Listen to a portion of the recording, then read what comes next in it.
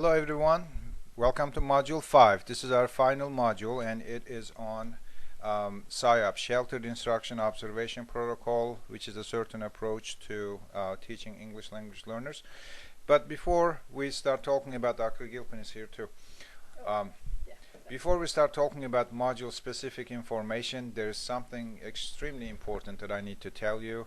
If you remember, on our first week, we sent you a link with a survey, and the survey was titled Multicultural Efficacy Survey.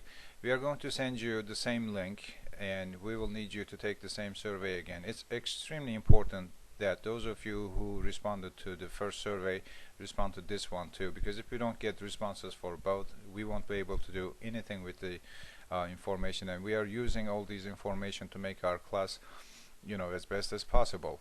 And one other critical aspect of the survey is that you put an ID number when you took the first survey. Please use the same ID number. Try to remember it as much as you can. That's what I will say. So, Dr. Gilpin, we will start talking about Module 5. Then I might take over. You never know. Well, as he said, it's on the SIOP approach to teaching English language learners, and SIOP stands for Sheltered Instruction Observation Protocol.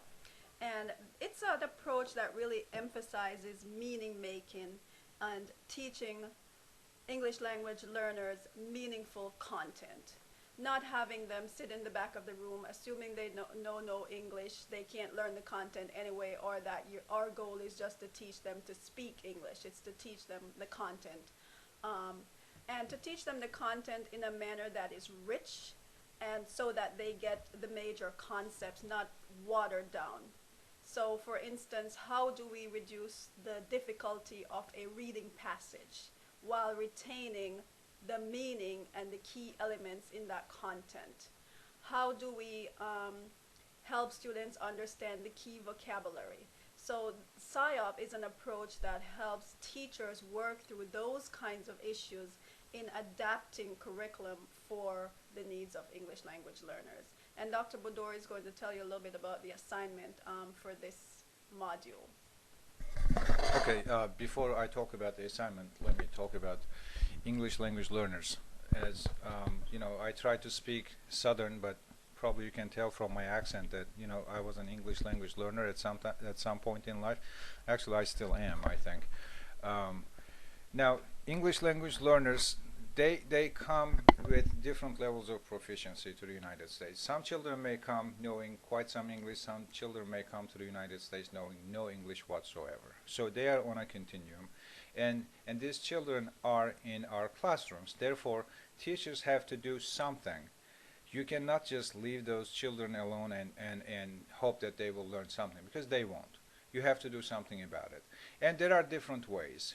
One way is bilingual education, teaching children in their native language. But unfortunately, there aren't enough teachers who can do this. There aren't enough resources. So this is the best approach, but this is not applied very much because the resources are not there. So what is the other approach? That is to teach these children using English, but doing something about it. You're not just going to go about your everyday teaching. You have to do something about your teaching and your curriculum, and sheltered instruction is one of those approaches. It is designed to accommodate children with English language learners. I don't want to say limited English proficiency, that's old terminology. And doing something about your teaching and your content at the same time. Now, some of the things about English language learners, as I said, they come on a continuum. They start learning English. They may learn fast. But one thing to recognize is that academic language does not develop fast. Children may be able to speak, understand others in, say, a year, or even less than a year. But we call this social language, or the actual term is basic interpersonal communication skills. This was phrased by a Canadian educator called Jim Cummins, and the first level of language proficiency is basic interpersonal communication skills. And children who come to your classrooms may be able to speak, but they won't necessarily understand, analyze, summarize, synthesize information. That is academic language, and it takes a longer time. Children who are literate in their native language will develop academic proficiency in about 7 years.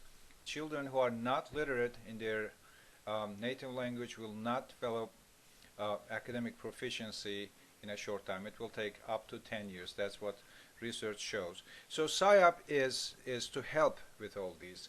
Now, there are a lot of readings about SIOP on our module 5, and these are short readings. These are to introduce to you the major components of SIOP, and some of these are really just, good practices for any type of classroom. But there are certain things in SIOP that are extremely innovative, and we, Dr. Gilpin and I, and other people who teach this class, we sat down and picked these most important aspects, and we designed the assignment around these most important ones. Number one, according to SIOP, when you plan your teaching, you come up with not only content objectives, you have to have language objectives for your children, for your English language learners. So every lesson you teach is an opportunity for children to learn the content, math, reading, social studies, whatever it may be, but it's also an opportunity for you to help those children develop their language skills. Therefore, you come up with language objectives for every lesson you teach, and then you inform your students about those language objectives and such. Another innovative thing in SIOP is adapting your content, changing your content and making it more accessible to your students. And by that, we don't mean that you water down the curriculum, you just make it more accessible. If there's unnecessary information, and it's possible, there is unnecessary information in some text, you take it out. If there is a really complex sentence, too long, that may be difficult for an English language learner, you break it down to 2 or 3. So these two are important, good, effective components of SIOP, and we created our module assignment, which is the very last assignment for you guys, the SIOP adaptation assignment. We created the assignment on the basis of what we thought was innovative about SIOP. So when you do the assignment, you are going to, we give you a page-long content, social studies content. You're going to read that, and then you're going to come up with 2 content and 2 language objectives. And you are going to find some documentation that gives you an idea about what a language content is, what a language objective is, what a content objective is, and I think we also provided some links for some resources. Please make sure that you read everything. Now, a couple things that we want you to pay attention to. When you select key vocabulary from this text, and we ask you to explain how you're going to teach this vocabulary.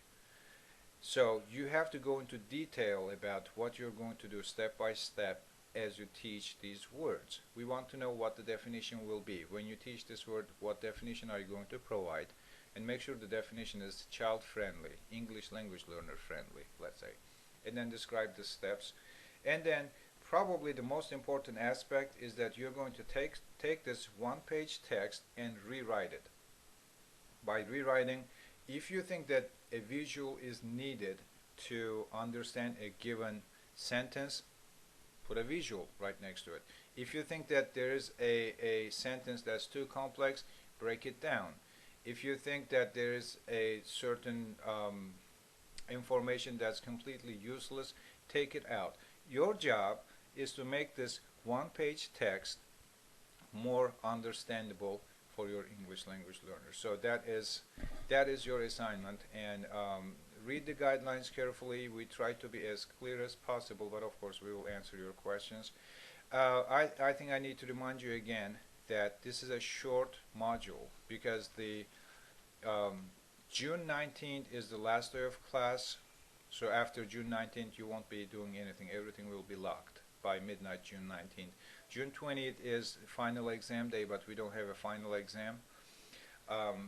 Please make sure that you return those surveys. We are going to send you an email with the link. It is, I just want to re-emphasize, it's extremely important for us to receive those surveys. If you responded to the first one, we really need you to respond to the second one and answer those questions. you know, your names will not appear anywhere, so be as honest as you need to be. So that's all I can think of right now. But at the end, I just want to tell you guys a funny story because I'm an English language learner, so I'll give you a funny story from my life. But Dr. Gilpin, anything you would like to add? I was just thinking that it's really important for you guys to keep in mind that you want to retain the content, the validity of the content. You want to make sure that the English language learners, when you rewrite that page, you want to make sure all the key terms are there and that the students will be able to understand the concept. We want you to adapt it. We don't want you to dumb it down. We don't want you to give them just a fraction of the content, but all of it. Yes, that's correct. Anyways, Once upon a time. once upon a time, this is back in late 90s. That's when I was really learning English, and I knew some, but not much. So for me to understand someone, that person had to speak clearly. And I was in grad school then. I was in the master's program. So I had a neighbor who was a student in law school at Florida State. Her name was Kelly. And Kelly spoke like, I think she said like 5 to 10 words per second, maybe more. I don't know. She spoke so fast that it was almost impossible for me to understand back then. Maybe I would understand her now. Anyways, Kelly, my neighbor on the other side, her name was Tanya. Anyways, one day Kelly asked me where Tanya was.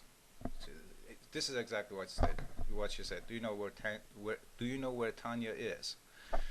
And this was my answer. It's 10 after 3, because I thought she said, do you know what time it is?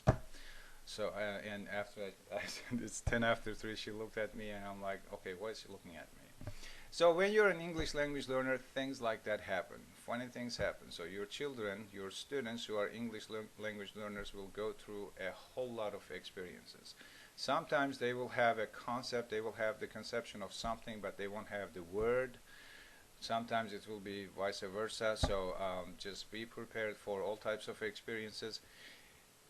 This module is not going to be enough for you to be proficient at teaching English language learners. It's just an introduction video. It's an introductory information. So you will need to, if you don't take any other course on this issue, probably you will have to study more on your own because it's important. Anyways, as this is our last video and last module, I just want to tell you guys I really enjoyed working with all of you, and hopefully you will enjoy the rest of your summer. I have to. I really enjoyed getting to know you through the autobiographies. Those were amazing. The stories within them were just touching. I laughed, I cried, I don't know, it was just really amazing. I think I'll go back and read some of those sometime again. And the quality of the assignments overall have been good. And so I've been very, very pleased, and I'm really enjoying the course, and I hope that you are too. And I really hope that you're learning some things and taking away some valuable insights from this course. So Dr. Bodur might make another video just because. So I doubt that. take care. So all of you take care. Goodbye.